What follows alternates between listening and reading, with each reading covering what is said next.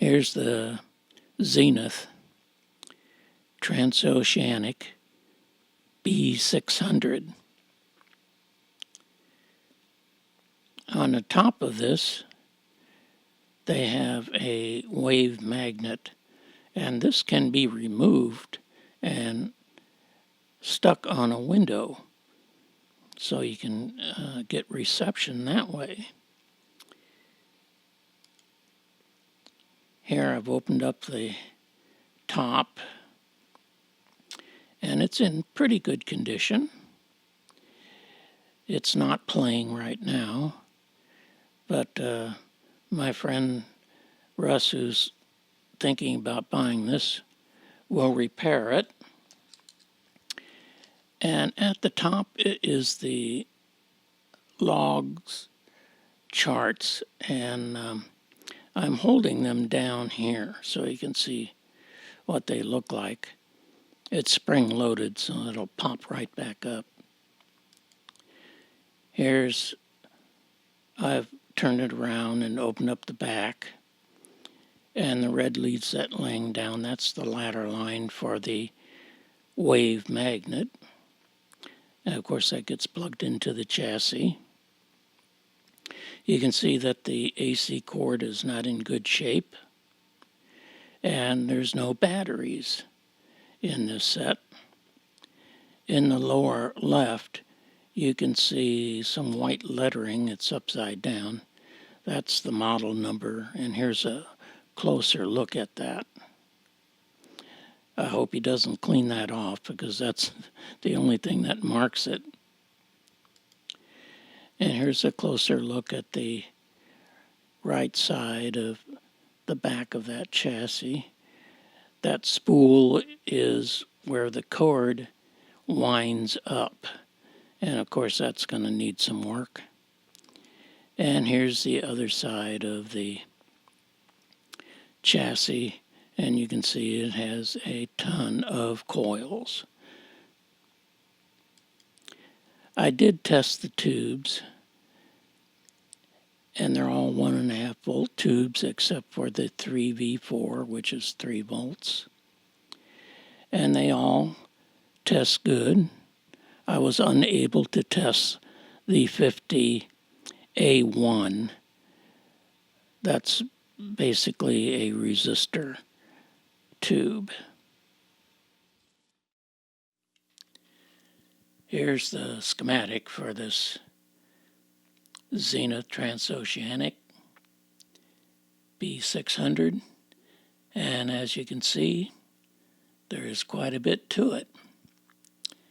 But let's take a general look at this schematic, and we'll start with the RF section. And all of this, all the tuning, and the 1U4 that amplifies the circuit, that all goes into pin 6 of the 1L6. The oscillator section right here, all that tuning goes into the control grid of the 1L6, and those two frequencies mix together in that 1L6, and it comes out as the IF frequency, intermediate frequency, which is 455 kilohertz. That is sent over to the first IF can, which is highly tuned to that frequency. And the 1U4, the next 1U4, amplifies this circuit and is connected to the next IF can. And the secondary of that IF can is connected to a diode of the 1U5. And if you follow that lead, that goes down to the volume control. Well, that diode is what cuts the signal in half, which detects the audio from the signal.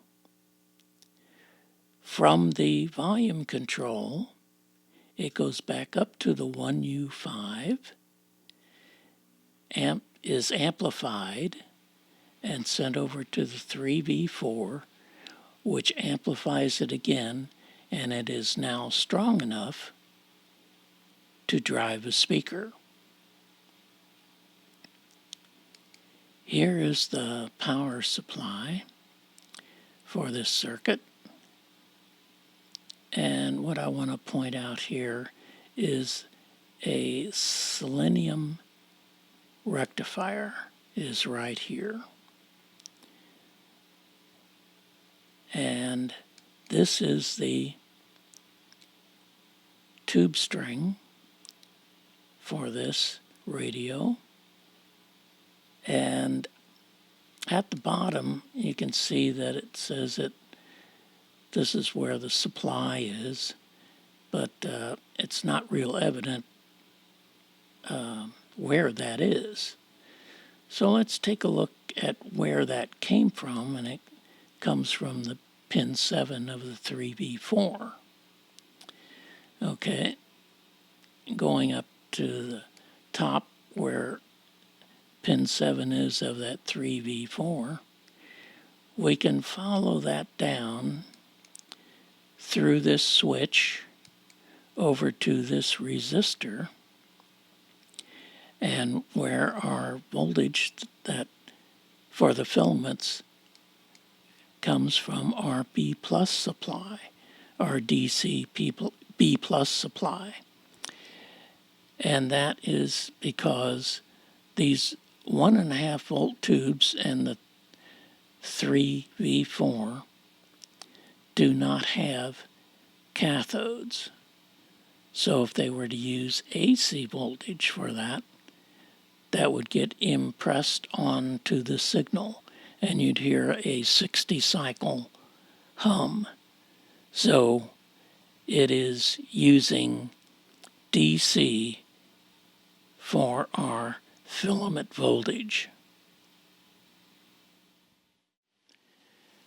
That's an overview of the Zenith Trans-Oceanic B600. Thanks for watching.